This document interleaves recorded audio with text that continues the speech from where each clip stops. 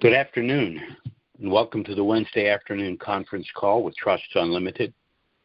This is Jim George speaking. I'm the non-attorney spokesman and facilitator for Trusts Unlimited, and I'd like to thank all of you for taking the time to listen to this call. Today is July 31st, 2025.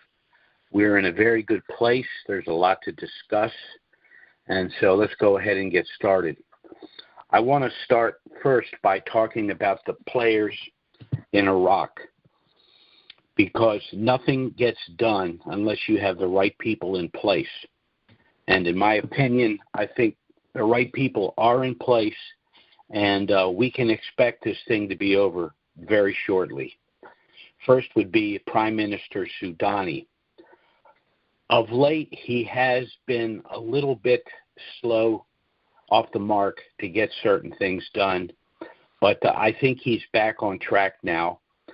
He's basically told the Kurds that he's given them pretty much a deadline for the final agreement on the HCL. Barzani, the Prime Minister of Kurdistan, in response, has increased oil production with revenues going to Baghdad. That's very, very important. Then there's Al-Alaq, the governor of the CBI, and central bank operations have been very active of late. There's been a temporary closure of the banks, in my opinion, in order to transition to their electronic digital system. This needs to be done if they're ever going to get out of the 1310 rut. It also needs to be done to stop the pilfering from Iran and some of the corrupt Iraqi officials. There's also the bank issuance of sovereign guarantees, which is necessary for debt repayment. Again, not at 1310. And of course, the end of the auctions in the collection of the 3 zeros was a prerequisite for the reinstitution of the dinar. And the reinstitution at a Basel-compliant rate, which we now know is somewhere between $4 and $5. Then there's the program in country to institute all of this. There's the training of the bank employees, all of the literature and the ads that have been disseminated throughout Iraq in order to educate the citizens about what's going to happen, and then finding the banks that continue to operate with the USD. Lastly, the government of Iraq has implicated a tracking system to combat smuggling. Now, this is very important. Why would it be necessary to combat smuggling? That means taking the provisional 300 currencies that are still in existence out of the country. The reason is because those of us who possess the 300 currencies out of country are going to be able to go ahead and exchange them at the new reinstituted rate. And so they don't want bad players at the 11th hour to smuggle the 3 zeros out of the country. So the fact that they have this tracking system is really telling us that they're about to reinstitute their currency. But I want to talk a little bit about what Trump is doing, because this doesn't get done without Donald Trump. Because what's happening in Iraq, though it's very important to us and it's central to our concern internationally, it's only part of the puzzle for what Trump is doing. He's implementing a global strategy to end 100 years of Federal Reserve and central bank system and Keynesian economics, which is a debt-oriented system, where he's completely reversing that. And Iraq is one of the catalysts for the new golden age that he keeps talking about. Well, how is he going to accomplish this? He's going to accomplish this the way it was done once before during our first golden age, with the implementation of tariffs and sanctions, using them as leverage for fair trade. And he's given basically the world a deadline of August 1st. Now, why does Trump have this leverage? Why is he able to do this? Why do we see the consummation of all these deals? Well, very simply, it's because the United States is the largest consumer nation, and its citizens have the largest amount of spendable income. And by spendable income, I mean the ability to purchase things beyond food, shelter, and clothing. So we are basically the number one customer for all of the other nations. And what Trump is saying is if you want our business, you have to play fair. Now, how is he accomplishing this? Well, he recently issued an executive order for fines for what he defines as global currency manipulation. So countries like China that artificially devalue their currency, or countries like Iraq and Vietnam that remain artificially at a program rate, will be fined substantially until they reinstitute their currency at its actual Basel IV compliant value and not a manipulated artificial rate in order to quarter trade markets. China, for example, is, I think, the only country in the world that has trade deals with every other country because they can undercut them with their devalued currency. All of that's going to come to an end. So what does all of this mean? Well, what we can expect, in my opinion, is the consummation of all agreements between Soudani and Baghdad and Barzani and Erbil.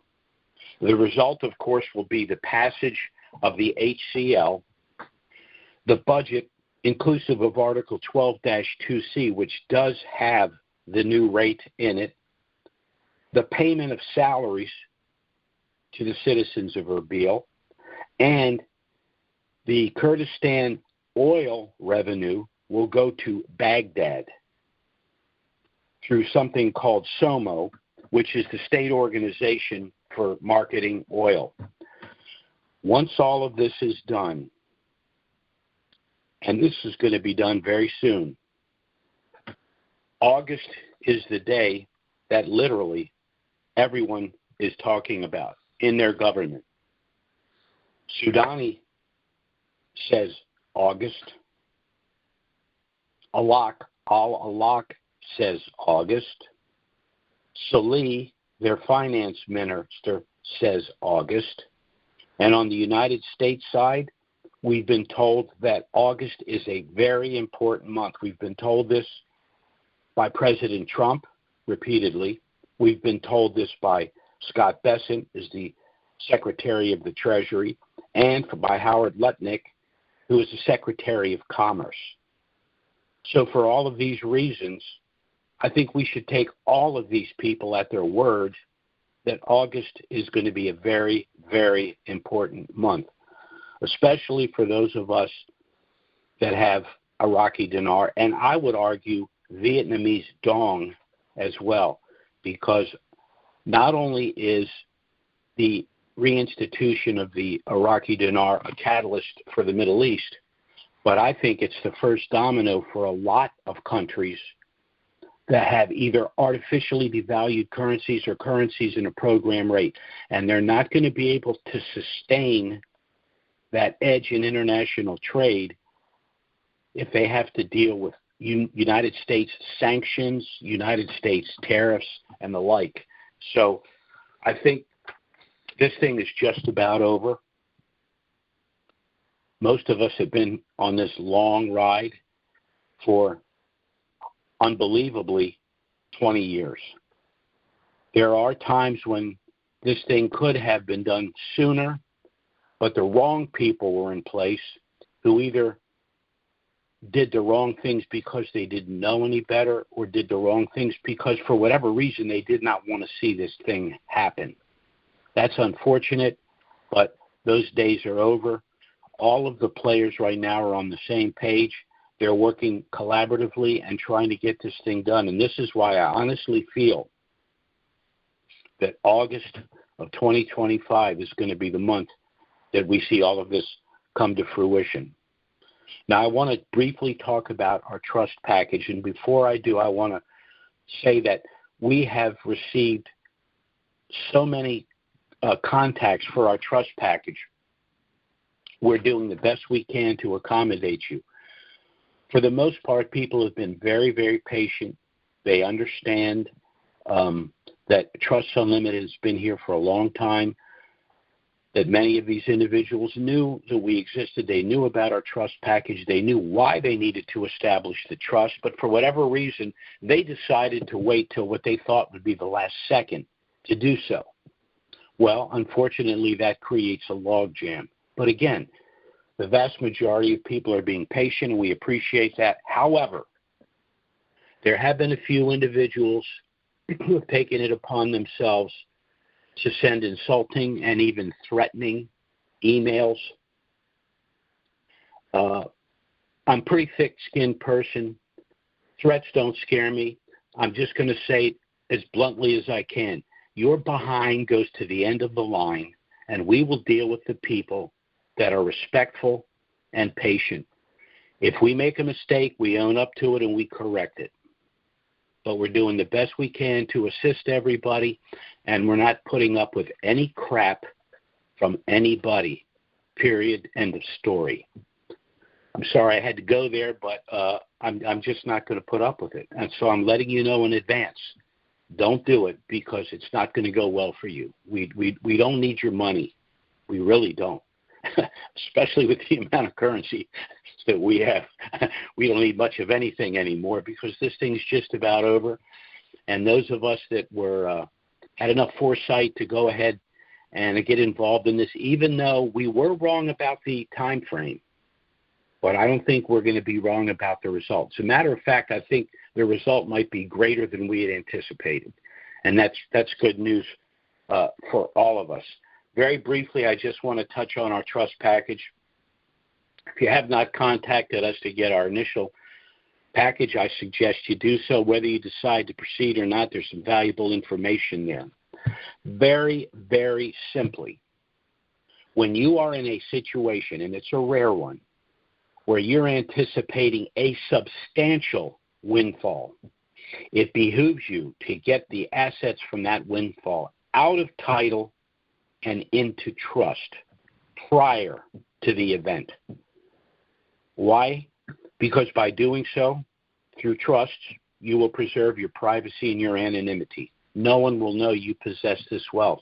You operate with a Social Security number. The trust operates with an EIN number.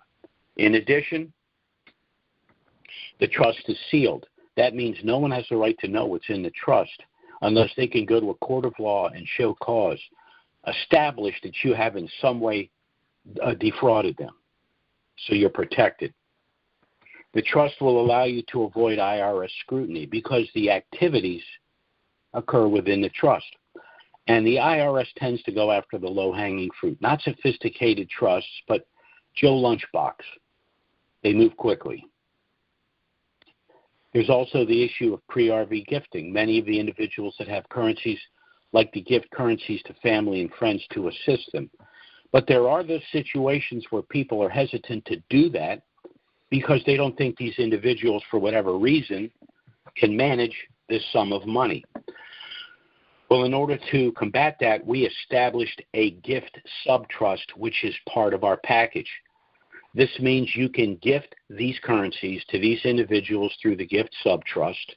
You still avoid the federal gift tax by doing so, but you will have complete control of the post-RV proceeds, which you can then manage and distribute these individuals as necessary. This trust will also allow you to avoid the cost, delay, and exposure of probate, meaning that no one will know the size of your estate when you pass it on to heirs. No one will know who your heirs are and what they inherited. In addition, and more importantly, this trust will allow you to avoid the federal estate tax. A tax can be as much as 55% of your estate in excess of $12 million. So not only will this trust allow you to immediately transfer assets privately to your named heirs, but they will get 100 cents on the dollar because there's no federal estate tax. There's also asset protection benefits. I'll explain simply. You have 10 million dinar. It's worth $10,000. You transfer the currencies to the trust. let's say they subsequently revalue for $1, so now you have $10 million in trust. Can you be sued for $10 million? No. Why? Because the currencies were only worth $10,000 when you transfer them out of title and out of personal ownership. Post-RV, there's a benefit I like to refer to as limited liability stop-loss. This protects you from future bad acts after you've acquired this wealth. This protection is accomplished through a legal strategy called segregation of assets, meaning that you place cars, homes, boats, other assets in their own separate sub-trust. So if any of those assets should get involved in any litigation, it's only that asset that would be involved in the litigation, something like a rental property or a car where you were in an accident, because all of your other assets are in separate sub-trusts, which under the law are separate legal entities not involved in the litigation in question. So this trust protects, again, your privacy, your anonymity, allows you to avoid IRS scrutiny, allows pre-RV gifting and the ability to manage post-RV proceeds for individuals. It allows you to avoid probate, eliminates the federal estate tax, and provides methods to make it extremely difficult, if not impossible, to successfully sue you, pre or post-RV. Now, our trust package is a trust that we had established years ago for our more affluent clients. Establishing a trust for someone that already possesses these assets required a little bit more work, and as a result, those trusts can cost anywhere from $6,000 to $10,000. However, if you purchase our trust package pre-RV, the cost is about $2,500. In addition, we even have a deferred payment arrangement, so if you cannot afford the upfront cost of $2,500, I would suggest that you consider the deferred payment arrangement. But either way, you will get your trust package and everything you need pre-RV to protect this wealth that you expect to accrue in the very near future. I know I certainly do. I'm going to give you our contact information. Again, I strongly suggest you contact us to get our initial package. You're under no obligation by doing so, but I can assure you you'll learn a lot by going through the package. You can contact us by email or phone. Our email address is trusts with an S, unlimited LLC at gmail.com. That's trusts with an S, unlimited LLC at gmail.com. Or our phone service, which is 307-274-4122. That's 307-274-4122. Contact us by email or phone. We'll get our trust package out to you immediately, and we will do everything we can to assist you if you have any questions and move as quickly as we possibly can to establish your trust if you decide to proceed. So let's go to our Q&A here. We have a few callers in here. And for some reason, let's see, here's our... Now the questions here have disappeared. That's odd. Let's try this again. I hit Q&A, and the numbers went away, and now they seem to be coming back. I don't know whether I temporarily lost them or people are calling back, but let's go take them in the order they're coming in. Our first caller is area code 615. That's 615. Go ahead. Hi, Jim. Quick question. What is your understanding when they refer to tiers, 1 through 4A, 4B, 5?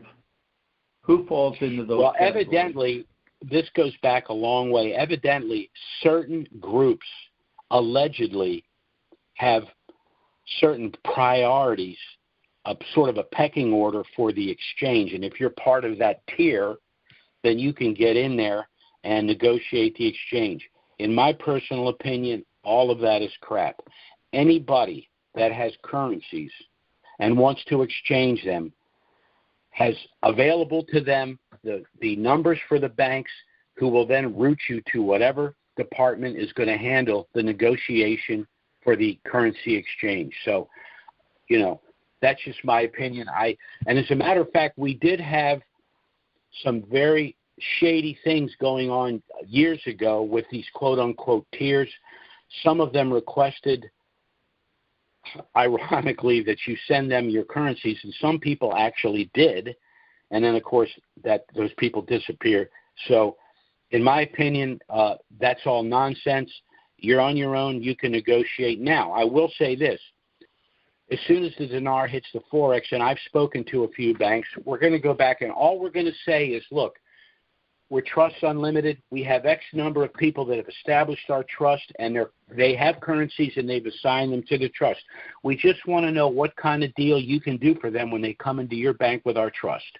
And they may say, we're not going to treat them any differently, or we may slightly reduce a transaction fee, or we'll give them the best rate available that day, whatever, and then we'll give that information to you. Now, I'm well aware that most people will be running to the bank with their hair on fire to do an exchange. Depending upon the timing, though, I might suggest something. If it's near the end of a quarter, that means taxes are going to be due. So you're not going to be able to sit on unexchanged currencies because Section 988E2 of the Internal Revenue Code says if the profit that you would enjoy from the exchange of this currency exceeds $200, you must pay the tax. So if it's the end of a quarter, you're not going to have time to negotiate or hold off because you're going to need to exchange the currency to pay the tax that's due on the 15th day of the first month of the next quarter. However, if the revaluation were to happen early in a quarter, then you could go to a bank and not exchange all of it on the theory that, well, it's worth $350 today. It might be worth $375 or $425 in a week, so I'm not going to exchange it all right now. But that's pretty much where we are. But again, to me, the tiers are nonsense. Okay, you mentioned, did I understand you to say correctly that the banks have closed over there or that it's pending a closure? My understanding is they're in the process right now of going through the transition to the electronic digital now. That's my understanding. If they're not doing it now, they like I said, everyone over there whose opinion we should respect says August or August 1st. Well, we're bumping right up on that. So they're going to have to move quickly, whatever the specific situation is, and maybe not every bank's in the same position either. But they're going to have to move quickly if everyone's saying, this is going to happen in August. Yeah. But it sounds just like Iraq to wait till the last second. I mean, they're thinking August, and so here we are, the last week of July, and now they want to, make this transition. But this is who we're dealing with. If anyone that's had currencies knows, what's the deal with Iraq is whenever they give you a date, that's not the date. Yeah, that's right. It's kind of like the military. Now, I almost said that. I know they tell you to sit and wait. Yeah, get there and then wait. No, be early and wait. That's right. That's right. I don't, Jim, I don't know what the rest of the people are doing, but when I go in and talk to my bank, whichever one I select for this, if they even whisper they're going to charge me a fee for me putting my money in their bank, I'm going to go find another bank. Oh, yeah. You have, unfortunately, there are people that are in such bad financial straits that they'll accept anything. That's why I said if it happens early in a quarter, you may not want to exchange all of it right away. You may say, well, you know what, I'm going to exchange $500,000, and I'm going to clean up every issue that I have financially in my life, and then I'm going to go back in a couple of weeks with the rest of my currencies, and I'm going to play hardball with them. Yeah. Well, I think the likelihood of this coming out at maybe 1-to-1 and floating upward pretty rapidly, I'm leaning more in that direction than it coming out at a fixed rate. Well, I don't disagree with that, but if it comes out at 1-to-1, it could be at 485 in 3 days. Partially because the banks are in competition with each other, and they want the people to come to their bank, so they're gonna say, look, we're gonna make a killing on this. Let's really make it sweet for them. Let's get them into our bank. If we get them into our bank, we can reduce our profit margin because of a volume. So I think it's gonna move rather quickly. Is there going to be a spread between what they pay us and what they get paid for, the banks? Well, sure. Well, yeah. Well, they've got two things working for them. There's the spread, and there's also the float.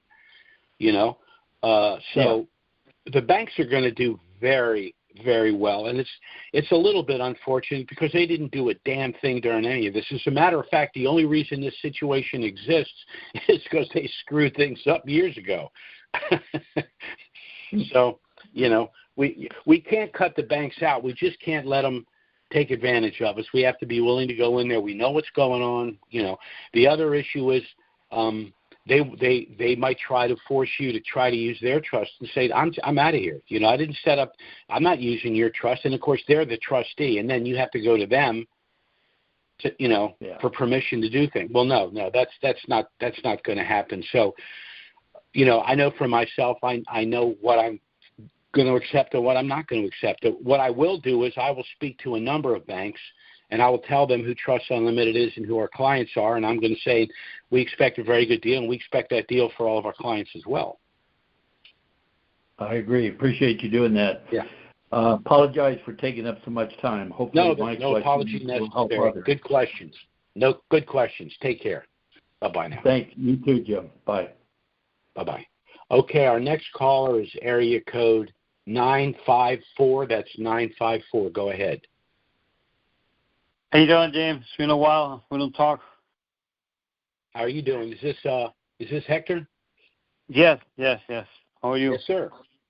Okay. Good. Quick question. On the beneficiaries subtrust, let's say you have, 20 people there. At what point in time do you determine how much money are you going to put into that subtrust? When you do the exchange? I'm not quite sure I understand. If you have beneficiaries, these are individuals that will eventually inherit. Are you talking about the gift subtrust? I'm sorry. I'm talking about the gift subtrust. I didn't use the right word. Right. Yeah, the gift subtrust. Okay. That's okay. Well, if you have the gift subtrust, you have the assignment of those currencies where you're going to list the individuals you're gifting and how much of each currency. And that's your determination entirely. Now, remember, the gift subtrust isn't the transfer of those assets to those recipients when you pass away. This is the money that's available to them now. But because it's in the gift subtrust, you decide, let's say you gave everyone $1 million dinar, and you gave 5 people $1 million dinar, and it came back at $1. So now everyone has $5 million US in there's 5 separate accounts in that gift subtrust. You would then determine how to distribute that money to those individuals depending upon their age, their health, their marital status, whether they have children. You'll make that determination yourself. You started out with that same amount to each of them, but again, how it's disseminated is going to be your decision how you're going to do that. Okay. The question is, at what point in time? I know we don't show that subtrust when we go to the bank the first time because that's something else. So when we did the exchange, all the money's in, let's say, in the main account or my account, then at what point in time, we assign the amount of money. Can it be different amounts? I mean, can it be 100,000 dinars to one person and $1 million to another person? Yes, all that can be done? You'll make all that determination. But if you got the exchange protocol document, what we're recommending is you don't bring the gift subtrust to the bank. It's not necessary. You're going to go to the bank with all of the documents to substantiate your identity, with all of the documents to substantiate your purchase of the currencies, with the currencies themselves and the master trust, not the gift subtrust. You'll negotiate the exchange. The USD will not go into a personal account. It will go into the trust bank account that will be established that day at that bank. You will then go back a couple weeks later and say, now I have a gift subtrust and I want to transfer X amount of money from the master bank account we established initially to send X amount of dollars to these 5 accounts we want to establish today. So the gift subtrust is not discussed at all. It's just too much for them to deal with. No, I'm aware of that. So maybe a couple of weeks later, that's my question. Then that day is when I decide or to let them know how much money is going into each person. Correct. And for that, I guess they will have to create other bank accounts to deposit that money on those people? Yes. You'll go with your You'll go with your gift sub trust. You'll say, I need to set up 5 accounts for these 5 people, and I want to transfer X amount of dollars to each of those accounts from my master bank account. That's another question. Is that something that is allowed, that I can open an account for another person? Yes. You know why? Oh, okay. Because with the gift sub trust, you are the trustee of that one trust because you're not the beneficiary. So since you're the trustee of the gift sub trust, you can do whatever's necessary. But as far as banking, I'm opening an account for another person. Is that allowed? Yes. Okay. Yes. I thought that other person had to be there to open an account. So that's what the question is. Not in the situation with the trust. Now, first of all, if the person's not of age, their presence wouldn't be necessary at all. If you want to take the person with you as a precaution just in case, and that's a legitimate question, the person does not necessarily have to be there, but that doesn't mean the person at the bank knows that. So, if the person's of age, it's probably a good idea to take them with you to the bank just to ensure it's not a problem. I never the other question was, I guess my question are probably more related to a banker, or because I have people that are overseas, and they don't even have a social security number. So that's a whole other issue. I probably have to do with the bank itself. They need to tell me how to go about that, how to open an account for someone who's not even here or not even have a social. Well, then you're going to have to say to the bank, I'm going to have to establish this gift sub-trust at another bank, meaning that I'll be transferring money out of your bank to the bank that's allowing me to establish the gift sub-trust bank account. So that's negotiation issue. Okay. That give me a little leverage. They want the money. Yeah. We're trying to get the money. Now that we have the money, there are going to be some complications moving it around, but I'd rather have that problem than not have any money. Oh, yeah. Of course. Yeah. All right, that wraps it up for me. Clear enough. Thank you so much. Okay, Hector. Take care. Bye-bye. Bye. Okay, our next caller is area code 509. That's 509. Go ahead. Hello there, Jim. This is Art from the left coast. Yes, sir. You rock. All I can say is you rock. Put those guys at the end of the bus. Kick them to the curb. I agree. I just shot you an email, man. I wouldn't. You and I are split from the same cloth. I would put up with any of that. What's the 11th commandment? Do ye no favors and suffer ye no ingratitude. Exactly. Okay. Hey, what is your following understanding of the CD Central Bank of Iraq going to current digital currency only? How that could possibly affect our situation, and Not if at all. You think Trump will allow that? It's a security issue there. They want that eliminates the Iranian pilfering. It allows them to track the money. Remember, they're collecting the 3 zeros. That's physical currency. So in order for the Iraqi citizen to avail themselves, when they go to the bank, it's transitioned to digital. It's not a hard currency any longer. And, that's going to happen globally. I mean, that's going to happen to us too eventually. Right. I mean, and there are disadvantages to that if you're an honest person, but if you're a nefarious person, it's much more difficult to screw with electronic digital transactions. Exactly.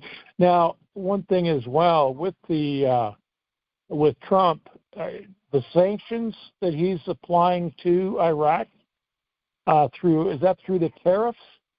Or is that through just pure sanctions he's maybe a combination of both. Now, he's not done that yet, but he's using them as leverage to force Iraq to do what needs to be done. Remember, Iraq still has some bad players in influential places, and for their own reasons, Iran's in trouble. I mean, Trump's not putting up with any of their nonsense, and part and parcel of that is they've treated Iraq like their redheaded stepchild, and those days are over.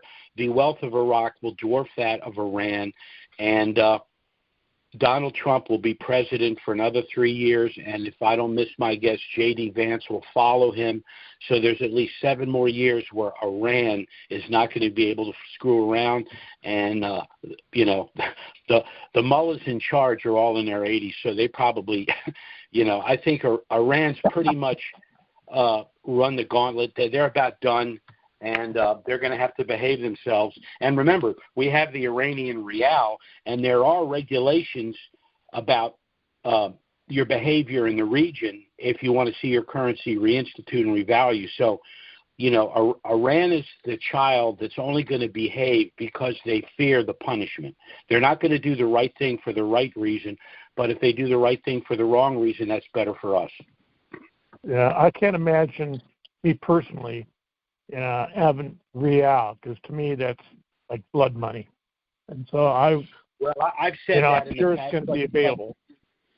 It is, and we have clients that do have real, and I've said myself, I didn't purchase the real for moral reasons, even though I'm not saying that it can't reinstitute. I think that it will, but Iran is going to have to behave, and I think they're starting to get the message. But like I said, if they do the right thing, it's not for the right reason. It's because they have no choice, and whatever it takes.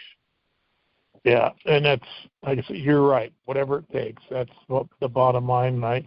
Trump has the wherewithal to be able to stand that line. So anyway, That's about it. I thank you. This has been going on since boots on the ground. And I love you, brother. You take care, and God bless you always.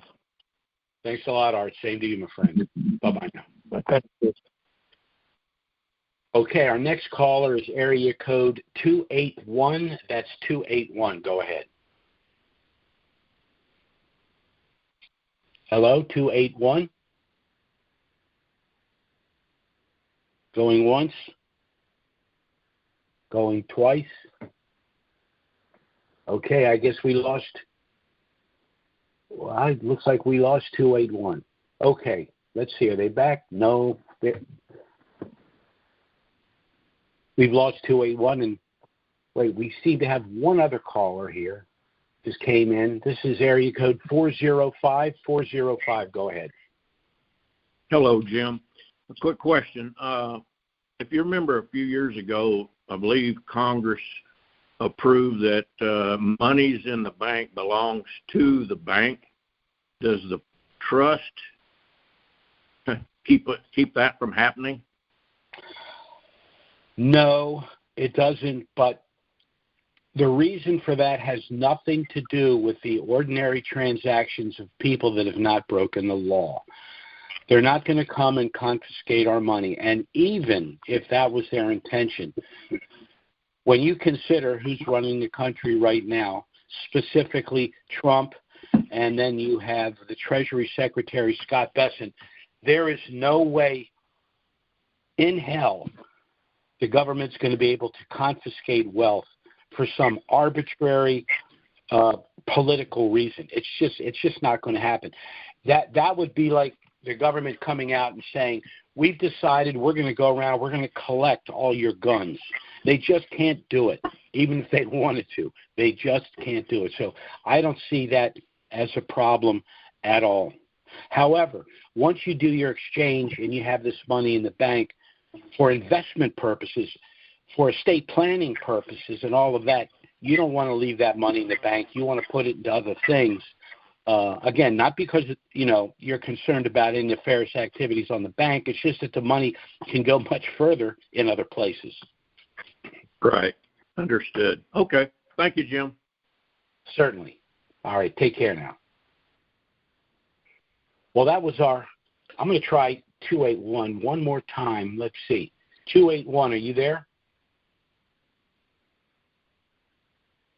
Nothing. Well, that was our last caller for this afternoon. Again, thanks so much for taking the time to listen to this call. If the things are of interest, I would strongly suggest you contact us to get our initial no-obligation package. I hate sounding like a used car salesman at a sale, but time is running short, and the difference between having a trust in pre-RV and not established, because you will establish one post-RV. Once you acquire this money, then you're going to start talking to attorneys and trust specialists and things like that. And you're going to realize that this is something you should have done pre-RV for a number of reasons. So I would strongly suggest you contact us to get our initial no-obligation package. It does contain everything if you need if you wish to proceed, but you're under no obligation to do so. Again, contact us by email, Trusts with an S, Unlimited LLC @gmail.com, or our phone service 307-274-4122. Contact us by email or phone. We'll get that trust package out to you right away. Our next call is scheduled for next Wednesday. Certainly, if something of dramatic nature were to happen between now and then, we'll try to get out an emergency conference call and get that notification into our email. Thanks so much for listening. Have a great week. We are in a very, very good place right now. I'm getting pretty excited. I's are getting dotted, T's are getting crossed, and this thing, according to all of the people that should know, are all saying the same thing, August, and we're just about there. Have a great week, everyone. Thanks for listening. God bless.